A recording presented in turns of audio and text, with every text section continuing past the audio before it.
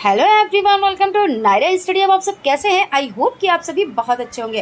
Friends, आज के video lecture में हम जो आपका सुपर टेट का 2018 का यानी 68,500 सहायक अध्यापकों की भर्ती के लिए जो पेपर आया हुआ था उसका सोल्यूशन देखेंगे। उसमें जो आपका सब्जेक्ट हिंदी हो जाता है और इसी तरह से हम सीरियल वाइज सभी सब्जेक्ट जितने भी सब्जेक्ट आए हुए हैं उनके हम अलग अलग आप लोगों के लिए वीडियो बना देंगे। उसके बाद प्लेलिस्ट आप लोगों को प्रोवाइड हो जाएगी। इसके लिए आप लोगों को क्या करना रहेगा, चैनल को सब्सक्राइब करना रहेगा और बेल आइकन को प्रेस करना रहेगा। वहाँ पे आपको सारा सोल्यूशन मिल जाएगा। इससे क्या होता है, जब सोल्यूशन हम करते हैं, प्रीवियस ईयर क्वेश्चंस पेपर देखते हैं तो हमें एक आइडिया लग जाता है कि क्वेश्चंस कहाँ कहाँ से आते हैं, किस तरह से क्वेश्चन बनते हैं। तो ये सभी चीज़ें वो तो आप लोगों को अच्छे से ही पता है कि प्रीवियस ईयर क्वेश्चन पेपर कितने इंपॉर्टेंट हो जाते हैं। सीटेट का आप लोगों ने एग्ज़ाम दिया तो इसमें आपने देखा कि प्रीवियस ईयर जो लगा के गए थे उनको कितना बेनिफिट मिला था। तो इसी तरह से यहाँ पे भी हम लोग देख लेते हैं और इससे आइडिया ले लेते हैं कि कैसे हमको तैयारी करनी है और कहाँ से हमको तैयारी करनी है और कितनी तैयारी करनी है। ठीक है, तो आपका जो फर्स्ट नंबर का क्वेश्चन था वो कुछ इस तरह से आया था। क्वेश्चन नंबर 1 हो जाता है आपका, मनुष्य के लिए साक्षरता को सर्वाधिक आवश्यकता है। निरक्षर व्यक्ति अपना विकास नहीं कर सकता। प्रजातंत्र की सफलता के लिए उसके नागरिकों का साक्षर होना आवश्यक है। साक्षरता प्रतीक है स्वतंत्रता एवं विकास का। यदि इस अभियान की सफलता और विफलता का निष्पक्ष दृष्टि से विश्लेषण करें तो हमें पता चलता है कि यह अभियान जन जागृति लाने में सफल रहा है। इस अभियान को सफलतापूर्वक चलाना चाहिए। तो इस तरह के जब क्वेश्चन आए तो सबसे पहले आप क्या करेंगे, क्वेश्चन पढ़ेंगे कि क्वेश्चन अगर देखिए छोटा पैराग्राफ है तो आपको क्या करना है, पहले पैराग्राफ पढ़ लेना है। अगर बड़ा पैराग्राफ आता है तो पहले आपको क्वेश्चंस पढ़ लेने हैं, फिर उसी के अकॉर्डिंग आपको पैराग्राफ पढ़ते रहना है और क्वेश्चंस के आंसर ढूंढते रहना है और करते रहना है। तो इसमें क्वेश्चन आपका हो जाता है, यहाँ पे तो खैर छोटा ही पैराग्राफ है। प्रजातंत्र की सफलता के लिए क्या आवश्यक है, तो आप यहाँ पे देख सकते हैं प्रजातंत्र की सफलता के लिए उसके नागरिकों का साक्षर होना आवश्यक है। देखिए आपको आंसर मिल गया, यानी नागरिकों का साक्षर होना, तो आपका आंसर राइट हो जाता है। उसके बाद आपका नेक्स्ट क्वेश्चन यानी सेकंड नंबर का जो क्वेश्चन वो आपका देख लेते हैं। नीचे दिए गए अपठित पद्यांश को ध्यान पूर्वक पढ़कर पूछे गए प्रश्न का उत्तर दीजिए। दंभ का जहाँ जहाँ पड़ाव था, सत्य से जहाँ जहाँ दुराव था, वह चला कि अग्नि बाण मारता, पाप की आह आह उजाड़ता, वज्र बना गिरा गिरे विचार पर। तो इसमें आपसे जो क्वेश्चन किया जा रहा है वो क्वेश्चन है अग्नि शब्द का तद्भव रूप होगा। जैसे इस तरह से आपको पैराग्राफ दे दिया जाता है ना, तो उसमें आपसे पूछ लिया जाता है, कोई एक शब्द उठा लेते हैं, उसमें कौन सा अलंकार है ना, इस तरह से पूछ लिए जाते हैं। तो यहाँ पे पूछ लिया गया कि अग्नि जो शब्द आया है तो उसमें जो है आपका अग्नि शब्द का तद्भव रूप यहाँ पे पूछा गया है। तो तद्भव रूप आपका आग हो जाता है, तो इसलिए आप आग आंसर राइट हो जाएगा। एक चीज़ और हम बता देते हैं, इसमें आपको टोटल क्वेश्चन कितने करने होते हैं, टोटल आपको करने होते हैं 20। कितने करने होते हैं, 20 क्वेश्चन, यानी हिंदी में 20 क्वेश्चन आते हैं। ये चीज़ ध्यान में रखिएगा, आप लोगों को 20 क्वेश्चन के लिए तैयारी करनी है। बाकी तैयारी तो आपको पता ही कैसे करनी है, उन सभी चीज़ों पर डिस्कस करेंगे। चौराहा में कौन सा समास है, चौराहा यानी ये चीज़ें देखिए हम लोग डिस्कस भी कर चुके हैं कि जहाँ पे अंक आता है, जैसे दशानन, त्रिभुवन, त्रिभुज, एक दंत, यानी कि जो प्रथम पद में क्या हो, संख्या हो, जिसमें संख्या आती हो तो उसमें क्या होता है, द्विगु समास होता है। यानी चौराहा यानी 4 राहों का समूह। तो जब 4 राहों का समूह है तो चौराहा इसलिए द्विगु समास होता है।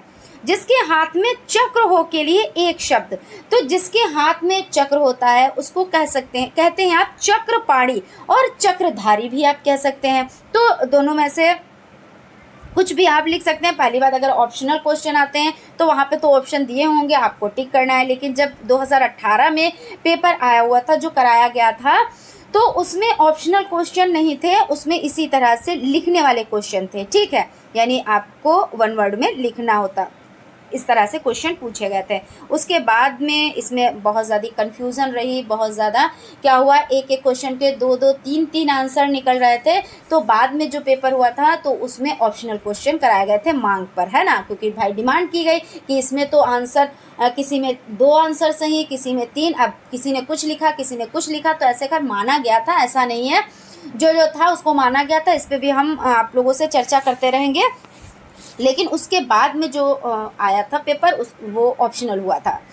उसके बाद आपका हो जाता है यहाँ पे चक्रपाणी, चक्रधारी आप कह सकते हो। कंघी का तत्सम शब्द होगा कंकती। व्यू का विलोम शब्द होगा, तो व्यू का विलोम शब्द निर्व्यू, अव्यू ये हो जाते हैं। उसके बाद है राम का घर दूर है, तो कैसा है, तो राम का घर दूर है, तो राम का घर है ना, तो यहाँ में कर्ता ने कर्म को करण से, संप्रदान के लिए अपादान से, है ना, अपादान से यानी वृक्ष से पत्ते गिरते, वृक्षात पत्राणि पतंति, इस तरह से आपको बताया था कि कर्ता ने, उसका क्या होता है, विभक्ति चिन्ह ने होता है।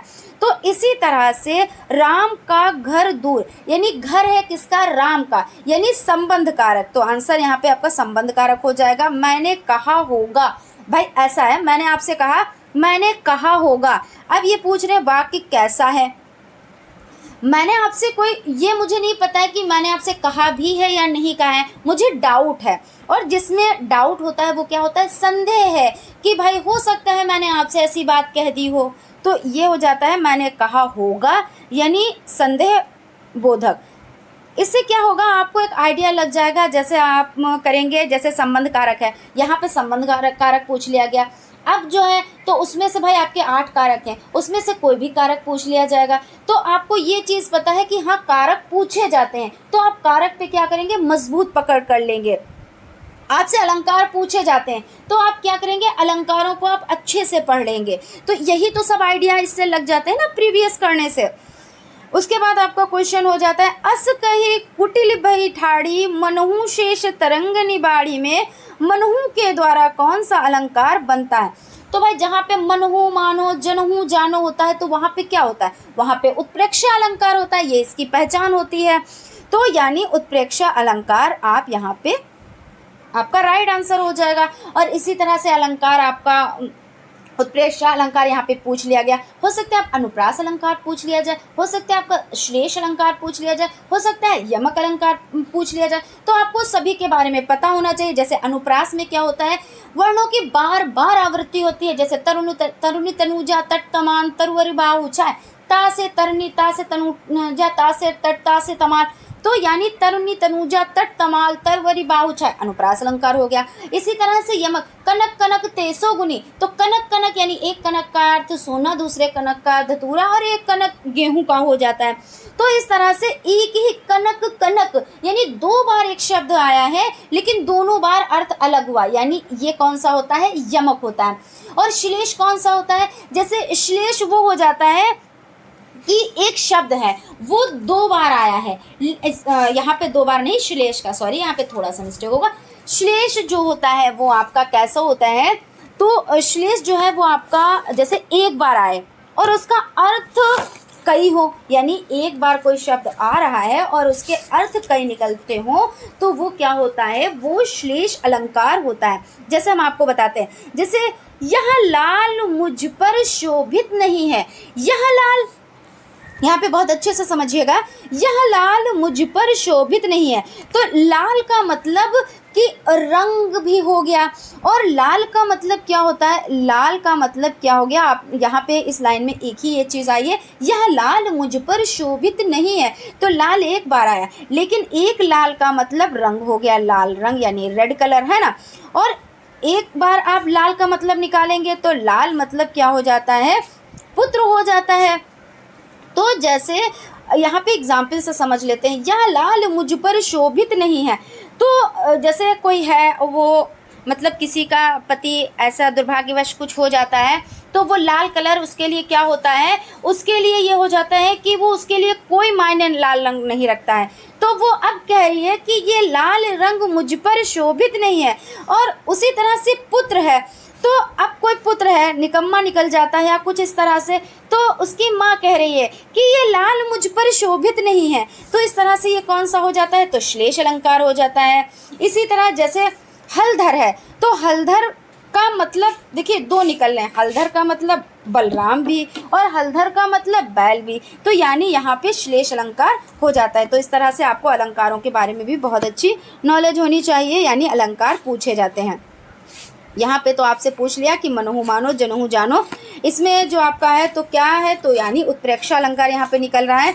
वो अपना सिर खुजाता है, वाक्य में साकर्मक या आकर्मक कौन सी क्रिया है, तो वो अपना सर खुजा रहा है, यानी क्रिया कर रहा है, अपने आप से खुजा रहा है, यानी साकर्मक हो जाता है। वीर रस का स्थायी भाव, यानी अब देखिए जो आपके रस हो जाते हैं उसका स्थायी भाव भी पूछा जा सकता है। तो यहाँ पे वीर रस का पूछ लिया, अगले टाइम कोई और रस का पूछ लें, करुण रस का पूछ लें, है ना, तो आपको तो ये तैयारी करनी है।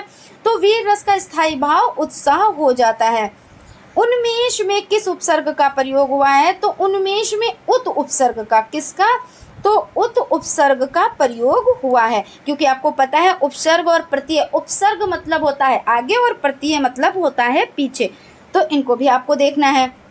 जिसके पास तुरंत सोचने की शक्ति हो के लिए एक शब्द, यानी एक शब्द वाले भी आपको देखने हैं। प्रति उत्पन्न मति, किसके, जिसके पास तुरंत सोचने की शक्ति हो उसको क्या कहेंगे, प्रति उत्पन्न मति कहेंगे। उसके बाद नेक्स्ट हो जाता है संस्कार शब्द में कौन सा उपसर्ग है, तो संस्कार, जहाँ पे इस पर हम लोग डिटेल में तो खैर डिस्कस करेंगे, लेकिन यहाँ पे थोड़ा थोड़ा सा डिस्कस कर लेते हैं।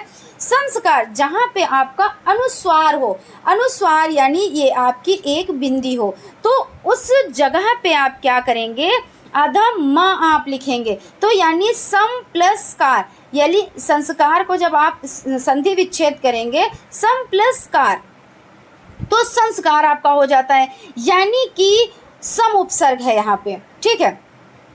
सृष्टि का तद्भव शब्द क्या है, तो सृष्टि यानी तत्सम का ये है, और इसका तद्भव सोंठ को कहते हैं सृष्टि। मुझसे उठा नहीं गया वाक्य में कौन सा वाक्य है, तो मुझसे नहीं उठा गया, तो इसमें भाव है, तो यह भाववाच्य हुआ। पर्वत के ऊपर की समतल भूमि वाक्य के लिए एक शब्द, तो जो पर्वत के ऊपर की समतल भूमि है आदित्य का होता है। लिखावट शब्द में कौन सा प्रत्यय है, प्रत्यय यानी पीछे, तो लिख प्लस आवट, लिखावट ऐसे तो होता है ना, लिख प्लस आवट यानी काला सागर यहाँ पे है, काला सागर, काला सागर। अब देखिए यहाँ पे रंग की बात की जा रही है, क्योंकि सागर कैसा है, तो काला है। काला सागर में कौन सी संज्ञा है, ये चीज़ पूछ ली गई है कि काला सागर उसका नाम दे के कहा गया है, तो यहाँ पे व्यक्तिवाचक हो जाएगा। प्रधानमंत्री में कौन सा समास है, तो कर्मधारय समास हो जाता है। प्रधानमंत्री में कौन सा समास है, तो कर्मधारय समास होता है। और जब ये पेपर हुआ था तो इसका जब सोल्यूशन, तो इसमें कर्मधार भी माना गया था, तत्पुरुष भी माना गया था, यानी इसके कई आंसर माने गए थे।